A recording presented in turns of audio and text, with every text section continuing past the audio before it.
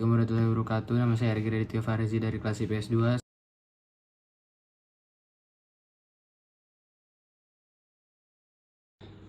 Satu, Perhimpunan Indonesia. Organisasi Perhimpunan Indonesia ini sendiri pertama kali didirikan pada 25 Oktober 1908 di Belanda oleh Sultan Kasayangan dan RT Noto Surotoyang, tengah menyenyam pendidikan di negeri tersebut. Pada awal pendirian Perhimpunan Indonesia memiliki sebutan Indisvereniging. Kemudian pada sekitar tahun 1922 organisasi tersebut berganti nama menjadi Perhimpunan Indonesia. Pada awalnya, Perhimpunan Indonesia ini dikenal sebagai organisasi yang berfokus pada kegiatan sosial budaya yang menyatukan pelajar Indonesia yang sama-sama tinggal di Belanda.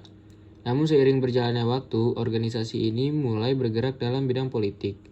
Selanjutnya, kegiatan politik yang digagas dari kelompok organisasi ini ialah berfokus pada penyebaran semangat persatuan dan kesatuan rakyat Indonesia untuk melawan penjajahan pemerintahan Belanda.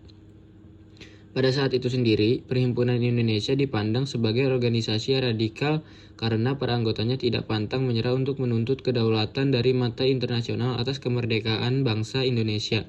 Bahkan organisasi ini sendiri memiliki semboyan yang berbunyi Indonesia Merdeka Sekarang. Tujuan Perhimpunan Indonesia.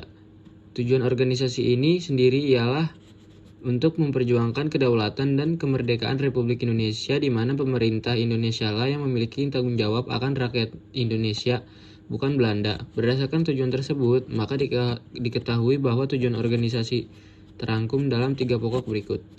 1. Indonesia ingin menentukan nasib sendiri. 2. Bangsa Indonesia harus bersatu melawan Belanda.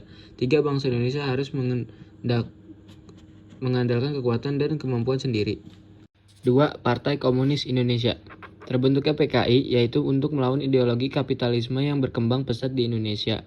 Para tokoh PKI berpendapat bahwa untuk melawan kapitalitas yaitu dengan ideologis komunis, PKI didirikan pada tahun 1924 dengan tujuan untuk menghimpun dan menyatukan tokoh-tokoh nasionalis serta memperjuangkan nasib kaum buruh dan rakyat jelata.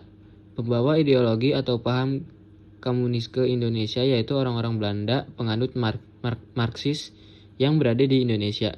Para orang-orang Belanda tersebut kemudian mendirikan ISDV atau singkatan dari Insiden Sosial Demokratis Vereniging atau Perhimpunan Sosial.